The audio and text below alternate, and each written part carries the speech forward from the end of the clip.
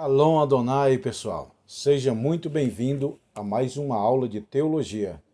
E hoje o assunto é administração eclesiástica. Olha, pessoal, essa matéria aqui está especial. Depois de algum tempo que eu fiquei sem gravar vídeo aula, estou retornando hoje. Todo dia vai ter vídeo aula de manhã, tá bom? Olha aqui, ó, administração eclesiástica. Essa aula de hoje é a lição 1. A administração eclesiástica é mais para pastores. Você que é pastor, ou pretende ser pastor, ou quer entender o serviço pastoral, você deve ficar até o final dessa aula, desse vídeo, tá bom? Como o pastor tem que administrar a igreja, como que tem que administrar a obra, não só o pastor, como a administração geral da igreja, tá bom? Principalmente para pastor presidente, pastor de igreja local e para membros também aprender como funciona uma administração eclesiástica. É a lição de hoje, tá bom? Hoje o assunto, pessoal, tá maravilhoso. Nós vamos aprender, abra sua Bíblia aí, ó, ou a lição de número 1. Você pode abrir a lição 1 desse livro ou abrir a sua Bíblia no livro de Êxodo, capítulo 18. Ó, até marquei aqui, ó. Êxodo capítulo 18. É onde eu vou ler a aula de hoje, tá bom? Mas antes de ler aqui Êxodo capítulo 18, eu vou mostrar para vocês o que é administração. A administração é um trabalho dinâmico que veio preencher satisfatoriamente a grade curricular dos cursos teológicos nos assuntos relacionados com a administração da igreja.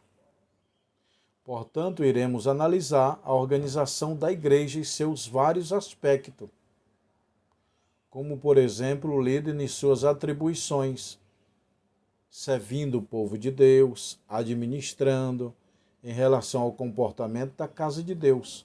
Então, todo pastor tem que ser um bom administrador.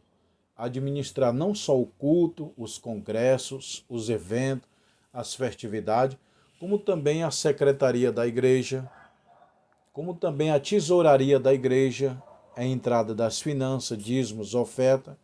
Então, a administração eclesiástica abrange tudo isso e muito mais. Administração eclesiástica, ou seja, essa palavra administração é administrar. Eclesiástica é a palavra igreja, é administração religiosa, administração de igrejas, tá bom? O que significa administração eclesiástica? A administração eclesiástica é o estudo de diversos assuntos ligados ao trabalho do pastor que diz respeito à sua função de líder, administrador principal da igreja do Senhor. Então, a administração eclesiástica é ligado ao trabalho. Tudo que o pastor faz no seu trabalho na igreja. O ciclo de oração, a mocidade, os congressos, os eventos, batismo, tudo isso ele tem que saber organizar. Então vamos ler aqui, pessoal. O que é o administrador? Ele distribui as responsabilidades, lembrando que o pastor não pode pastorear a igreja sozinha. Ele tem que dividir tarefas, dividir responsabilidade, que é o assunto de hoje em Êxodo capítulo 18. É distribuir responsabilidade e não executar todas as tarefas.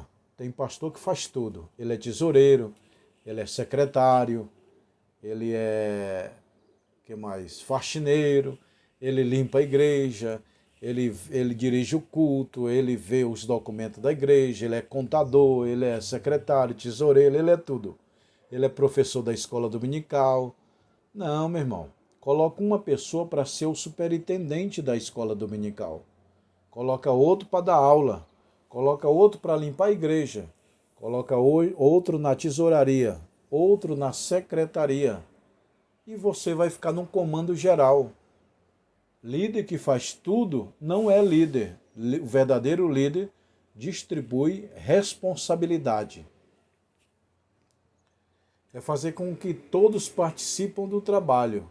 Não se deve confundir com a exploração dos outros. Vai à igreja, faz isso. Não, não é explorar, é pedir, por favor, faça parte da secretaria, da tesouraria, por favor, administra lá a limpeza da igreja. Não é mandar, não é jogar responsabilidade, não, é influenciar. O verdadeiro líder influencia e o chefe só manda. Qual a diferença entre líder e chefe? Chefe manda, líder influencia. Tá bom, pessoal? Então nós vamos ler aqui. Ó, Jesus foi um bom administrador. Na hora de transformar água em vinho, Jesus falou: enche as talhas, não foi? Enchei as talhas de água. Todo mundo encheu, encheu, encheu. Aí Jesus orou e Deus fez o milagre de transformar água em vinho. Mas antes do milagre vem a organização. Deus não tem como fazer milagre na sua igreja se você é um pastor desorganizado. Não distribui tarefa, quer fazer tudo sozinho. Não, Jesus distribuiu. Ó, vocês querem vinho? Eu vou fazer. Eu vou fazer a água virar vinho. Mas põe água nas talhas, você busca água, você coloca, você mede a altura. Tá tudo organizado? Tá. Agora é a hora do milagre. Primeiro o homem faz a parte dele, depois Deus faz a parte dele. É como se dizer assim, o possível é para nós, o impossível é para Deus. Entendeu, pessoal?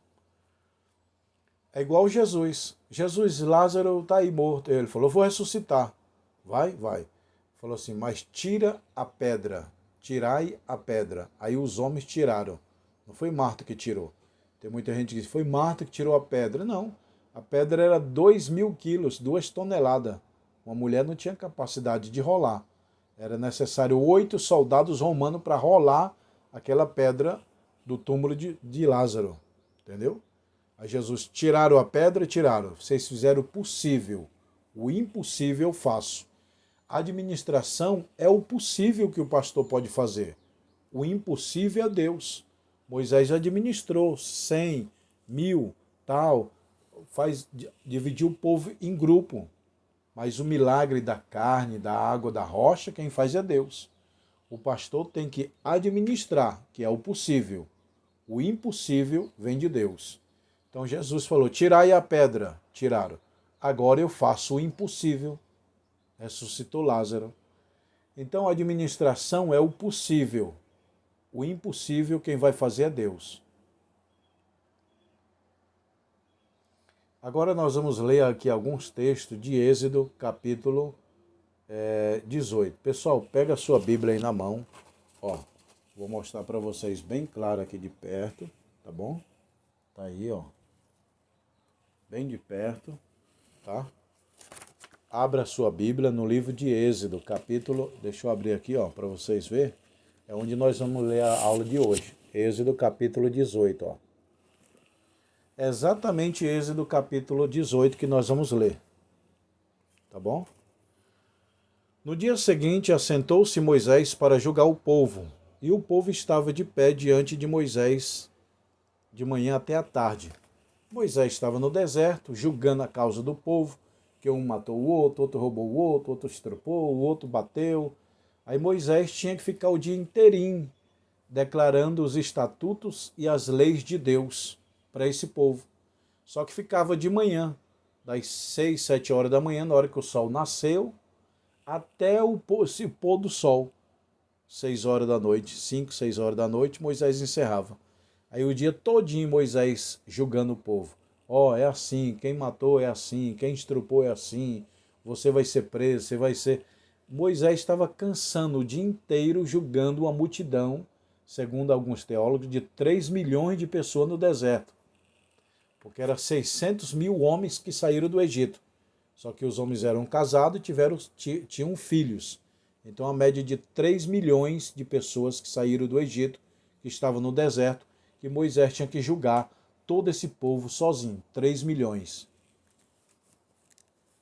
No dia seguinte, assentou-se Moisés para julgar o povo. Olha aí, julgando. O povo estava em pé, não era nem sentado, era em pé. De manhã até a tarde, final da tarde. Vendo, pois, o sogro de Moisés, aí o sogro de Moisés viu lá Moisés o dia inteirinho julgando o povo. Senta aqui, faz isso, a lei de Deus isso. Aí o sogro de Moisés, vendo Moisés de longe, falou assim: vendo, pois, o sogro de Moisés, que ele fazia o povo, perguntou: que é isso que você está fazendo com o povo? Por que não te assenta só, permanecendo todo esse povo diante até a tarde?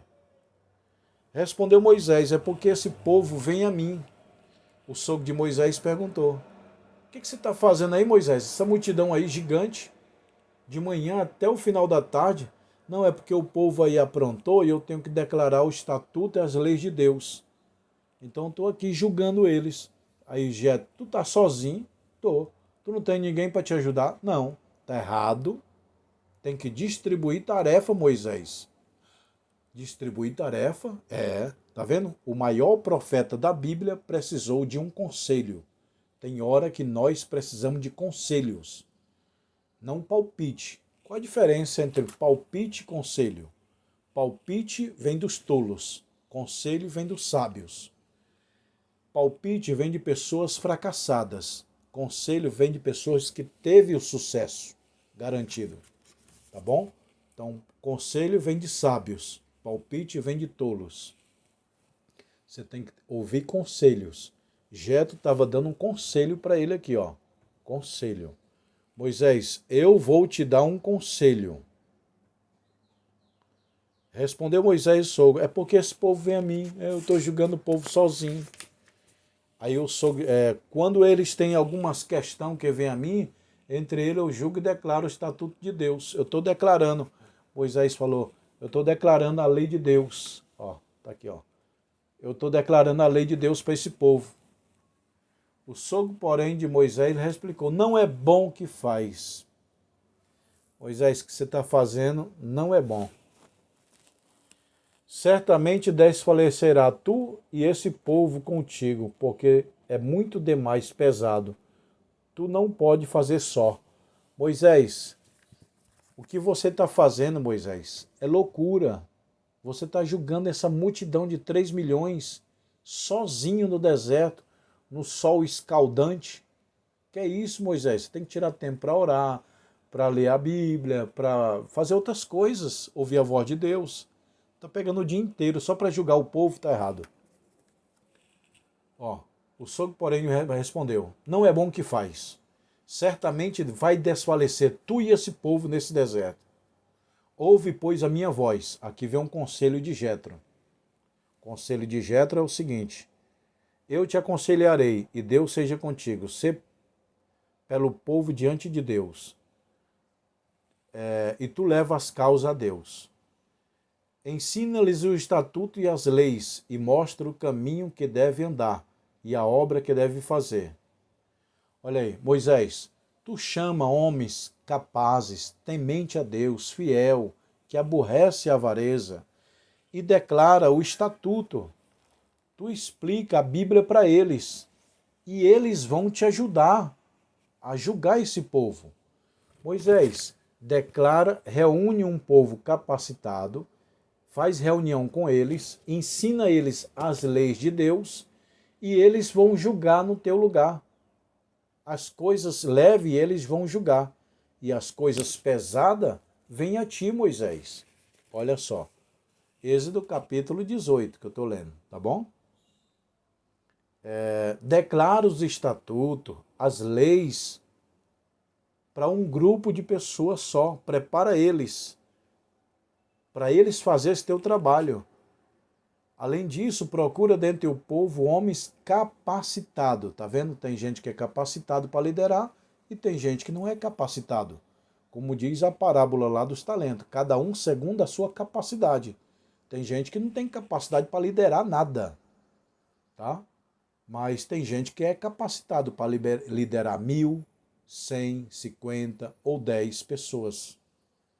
Aí aqui ele está dizendo, procura homens que tenha capacidade. temente a Deus, homem de verais, ou seja, de verdade, que aborreça a avareza, e porai sobre ele chefe de 1000, chefe de 100, chefe de 50 e chefe de 10. Moisés, procura homens capacitados, capacitados, temente a Deus, homem de verdade e que aborreça a avareza. Tu reúne esses homens que têm capacidade, temente a Deus, que é fiel, ensina para ele as leis de Deus e o povo não vai te procurar, vai procurar esse homem capacitado que você preparou. Então, Moisés, prepara um grupo de homens, declara a lei para eles, ensina tudo que a lei fala. Quando o povo tiver problema de julgamento, esse povo vai julgar. Agora, algum caso pesado, eles trazem a você, Moisés. Mas os casos mais leves, eles vão julgar entre eles. Moisés, tem homem capacitado para liderar 1000 pessoas, outros 100 pessoas, outros 50 e outro 10. Então, Moisés, coloca líder de 1000, líder de 100, líder de 10, líder de 50. Aí tem um grupo lá que vai julgar 10 pessoas. Mas tem um líder lá capacitado, temente, tem uma alta capacidade, a mente dele, ele entende as leis de Deus rapidamente. Tu põe para liderar 1000. Ele vai ser líder de 1000, de 100, de 50 e de 10. Assim é o líder. Tem líder que tem capacidade de liderar 1000 pessoas. Tem líder que tem capacidade de administrar, liderar só 100. Outros 50, outros 10. Tá? Aí Moisés ficou assim, de boca aberta, tá vendo? O maior profeta da Bíblia precisou de um conselho. Tem hora que nós precisamos de conselhos. Você acha, soberbo não aceita conselho, mas humilde aceita. Moisés foi humilde, extremamente humilde, para aceitar o conselho de seu sogro Jetro. Aqui é o sogro dele que está falando, Jetro. Aí Moisés ficou só ouvindo e pôs em prática o conselho, não o palpite, o conselho. E julgue esse povo em todo tempo, que traga toda causa grave como causa pequena, eles julguem. A ti somente aliviarás a carga, e eles te levarão contigo. Ou seja, as cargas mais leves, mais pequenas, eles resolvem. Mas aquela causa grave, aí sim eles trazem a você e você resolve, entendeu? Se fizeres, Deus te mandar, poderás então substituir assim com esse povo e irá em paz. Aí Jetro está dizendo, ó Moisés, eu te dei o conselho. Cabe você orar a Deus e ver se Deus quer isso. Aí Moisés foi orar e Deus falou, segue o conselho do teu sogro Jetro. Aí Moisés seguiu e Moisés deu ouvido à voz de seu sogro e fez tudo quanto lhe dissera. Ó, é o versículo já 24, ó. E Moisés deu ouvido à voz de seu sogro e fez tudo quanto lhe dissere. Tá vendo? Pastores, não é para vocês dar ouvido a todo mundo, não. Mas de pessoas sábias, inteligentes, que te dê um conselho bom e você não quer ouvir porque é soberbo, cuidado. Não estou falando de palpite, estou falando de conselho. Homem fiel, reto, temente a Deus. Entendeu, pessoal? Pega esses conselhos, se for bom, ora a Deus e pratica. Ó, e Moisés deu ouvido à voz de seu sogro e fez tudo quanto disseram. Moisés fez direitinho. Ó, vocês são capacitados, senta aqui.